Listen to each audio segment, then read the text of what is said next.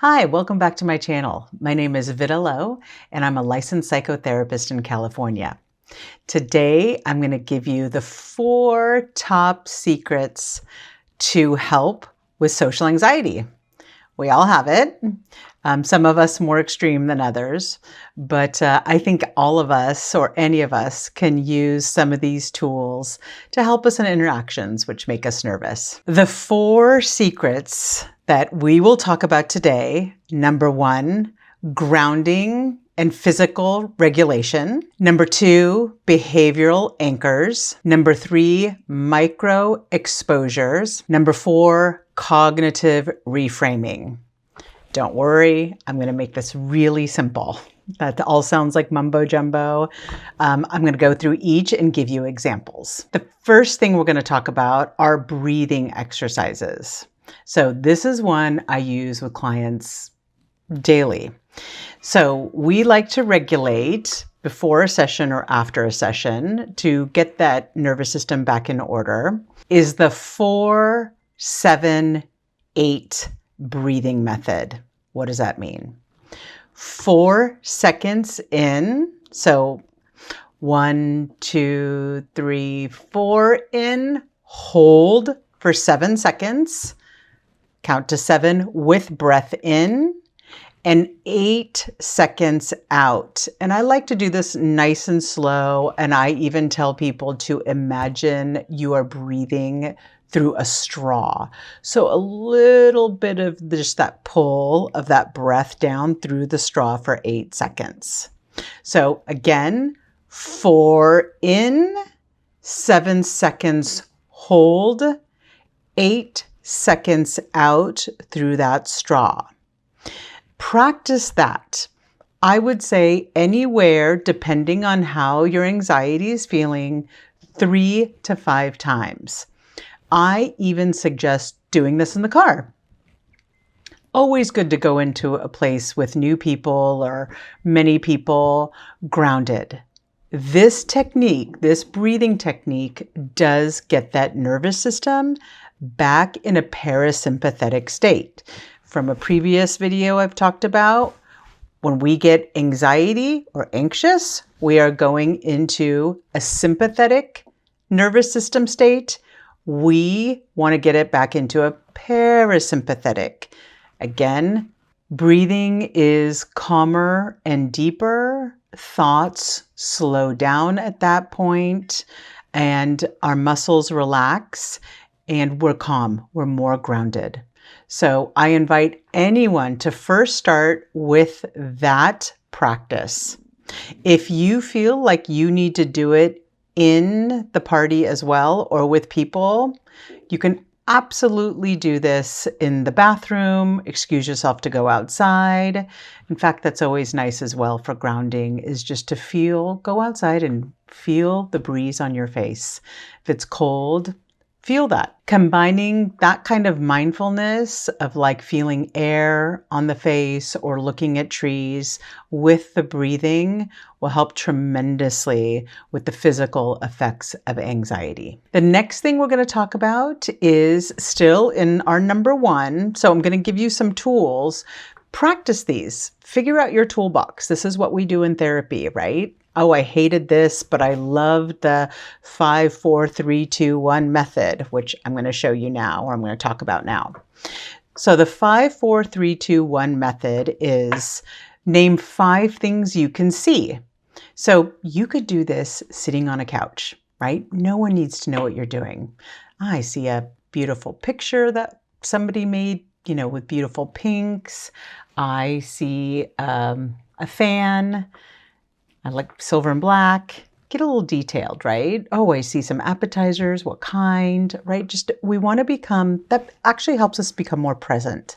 And again, everything's about that nervous system. We want to start slowing it down, becoming more grounded, parasympathetic state. The next is 4. So we did 5. 4 things you can touch. My trick to this, which really is great. I'm at a desk, so I teach, anything that you see. So I'm actually sitting at a desk made of wood.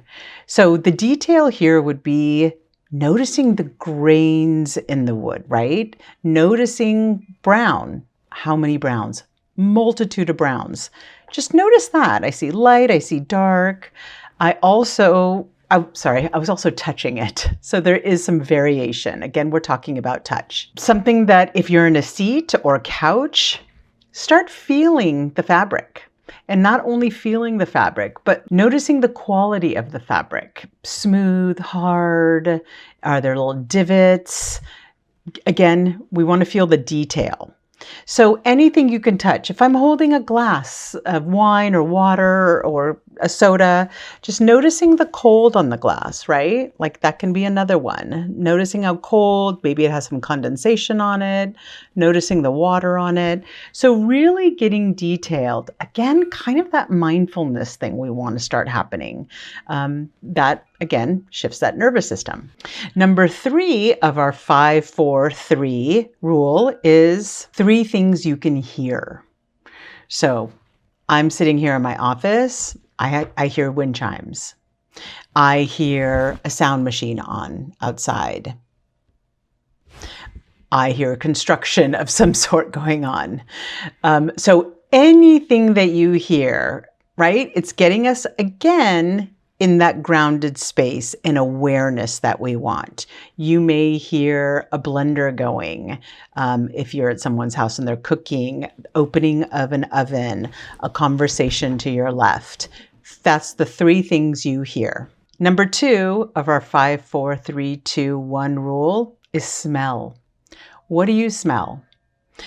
If you're at a party, you may smell a candle and then food. You may smell someone's cologne or perfume, a dog, a cat. Just noticing those smells. All that, again, bringing us back in the body, nervous system. Number 1 of our 5-4-3-2-1 rule is taste. What do you taste? Maybe you just had a bite of a fabulous appetizer or a not so great appetizer. What's that lingering taste in your mouth? Again, this is somatic work trying to get you back in that body, grounded. If you choose to do that grounding exercise, the 5-4-3-2-1 rule, you should again start feeling more grounded in your body. Another trick that we do as therapists and teach is getting cold. This is a body regulation.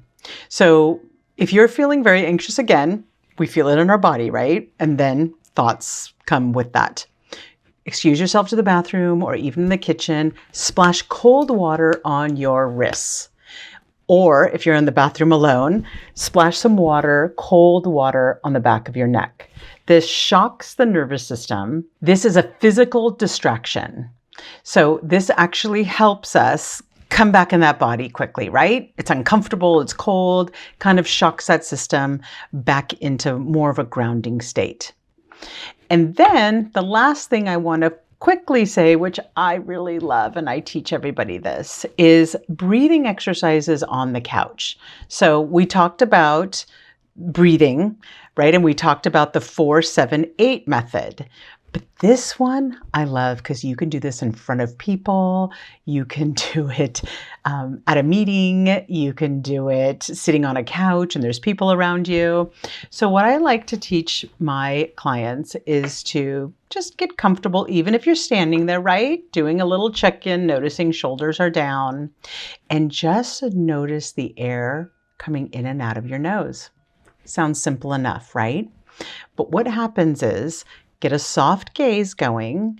So if I'm at work, at a meeting, or on a couch at a party, and I'm just feeling anxiety, I'll get a soft gaze. So it would just look like this, right? I can focus on a book or flowers on the table and start noticing the breath coming in and out of your nose. And this is where you want to get, again, detailed, right? Noticing that breath. Where is it hitting on your in-breath and where is it hitting on your out-breath? It sounds funny when I say that, but when you really slow down and that's the only thing you focus on, you will feel that breath coming in and out. And it doesn't even hit the whole nose. You'll notice where it hits. That's where I want you to get to, that detail. Again, what does that do? Nervous system shift. We are more grounded, parasympathetic state, and we are less anxious when we do that. Number 2 of my 4 secrets for social anxiety are behavioral anchors. This means what I like to do is be the question, be the questionnaire. People who experience social anxiety often think that eyes are on us, right? Why is everyone asking us questions? Do they think we're doing something wrong? I feel like everyone's staring at me. Turn that around. The behavioral anchor to this would be you become the questionnaire, right? And by the way, in psychology, what we know, people love to talk about themselves. But it's fabulous. You get to know people, right? It gets us off the spotlight when we're feeling anxious. So be the question asker. Go up to people. How's work? What feels fulfilling? How's the dog? How's Aunt Judy? Any questions that you feel comfortable with asking, and then you can move on, right? Move on to the next person. The next thing about behavioral anchors is hold an anchor. This would be a glass in your hand, Coke or water, a drink. Having something in our hands has been proven to be helpful. A lot of people, when we get anxious, we're not super sure what to do with our hands. It actually helps us sit there like this, right? Not look as anxious. And guess what I get to do? I'm going to feel the texture on my mug if I start getting anxious, or glass. Again, condensation. Is it a soft glass? Are there little rivets? A lot of glasses have designs on them. Feel that if you start getting anxious, and hold something in your hand. Even can be a appetizer, a napkin with something on it, and that's a great distraction. Eating, having a sip of something. It gets us a little more grounded, right? And with the behavioral anchors also, here's another one. Ask if the host needs any help. That's always a great one. Kind of gets you out of the room of a whole bunch of people if you're starting to feel anxious, and help, right? It gives us motion through the room because you're doing something. It doesn't feel like we're aimlessly walking around. It gives us momentum. So those are the wonderful techniques for behavioral anchoring. Number 3 is micro exposures. What does that mean? So 3-minute rule.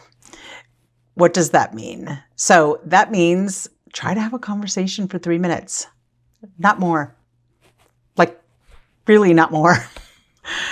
Keep it light, right? Best thing to do, what we talked about before, is the asking questions. How's the dog? How's the job? What feels fulfilling? What movies have you seen? After 3 minutes, or your perception of 3 minutes, excuse yourself gently, right?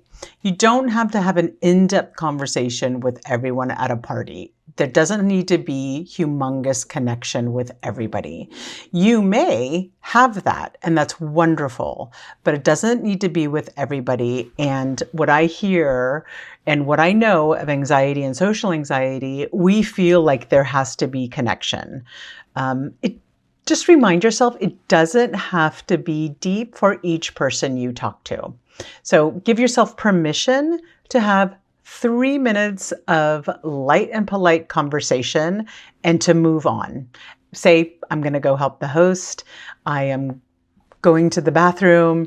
I am going to check my phone, going to get a drink, whatever that is. That's a very helpful tool. And here in the micro exposure, doesn't sound like it, but give yourself permission to disengage. What does that mean? Maybe going outside and doing some mindful walking, or looking at the trees and noticing those leaves in the wind. A couple breaths, maybe even doing the 4-7-8 breath we talked about, or just sitting down and having a moment to yourself. That's okay. Give yourself permission to excuse yourself. You don't need to be on the entire time. Number 4 is cognitive reframing. So Again, social anxiety. What do we do? Oh my God, everyone's staring at me. I don't know what I'm doing. I'm awkward. What do I do with my hands? Cognitive reframing of those anxious thoughts would be first noticing I'm having them. So I walk in. Why does it feel like everyone's staring at me? Oh, this is your reframe. I bet it's just because I walked in and everyone looked up, but everyone's really in their own conversation thinking about themselves. It's true. Everyone has some level of social anxiety. And what everyone on the spectrum is thinking, again, there's the extreme. That's why I'm going through this. People that really need to have that grounding, which is a lot of us, by the way. But most people are feeling judged or watched. So notice that anxious thought pattern and reframe it in the most positive way you can think, right? Which is probably more truthful. Hey, everyone here is a little anxious, and everyone here probably thinks they have eyes on them. It might not be the whole truth for me right now. I'm just anxious and thinking that. So here's another rule of somatic therapy, is that when we tell the truth, our body knows. So our body actually starts calming down right there. Yeah, those anxious thoughts are most likely not the truth. When we say a reframe, a cognitive reframe, where it's probably more truthful, our body actually knows when we're telling the truth. So the body starts calming down too. So I walk in, oh, I'm feeling judged. Why does it feel like everyone's staring at me? Oh my gosh, why did I wear this outfit? Oh, I'm having anxious thoughts right now. They're probably not truthful. What's true is I feel comfortable in what I wore. Yeah, the body feels a little better right there. People are in their own conversations. Yeah. That's mostly true at a party, and people are thinking about their own anxiety and interactions. Yep, that feels spot on. Your body will start relaxing right there. Another thing with cognitive reframing is if we happen to go to a drink quickly, right? We get to a party, I'm feeling anxious, I want to drink. Anytime I have a thought that I need to do something right away, I want to slow it down and think about it. So we walk into a party, where's that glass of champagne, right? Where's that glass of champagne? Oh, a cognitive reframe here that would feel more grounding actually is my body is not in danger. I'm having anxious thoughts and my body is trying to do something to calm it down. I have a toolbox now that I can actually work on first and actually get my body back into a calm place. So these are the amazing social anxiety tools I teach my clients and do myself, by the way, and I think they're wonderful. So what I tell my clients is go through these techniques, right? I know I gave you a whole bunch, but start playing with what your toolbox looks like. This is what therapy is, right? Like when you go see a therapist, you are figuring out what makes you feel better in uncomfortable situations. So not every technique I told you you're going to love. That's okay. Pick and choose which ones feel helpful. Easy to use. Ease is huge because I want you to use these tools for the rest of your life. Again, they can change down the road, but figuring out your toolbox is the biggest gift you can give yourself. It'll help you get through those difficult emotions and triggering and anxiety-riddled times, and figuring out what feels good for you. I hope it was a helpful video for when you're feeling social anxiety. Thanks so much for watching, sending ease, and I'll see you next time.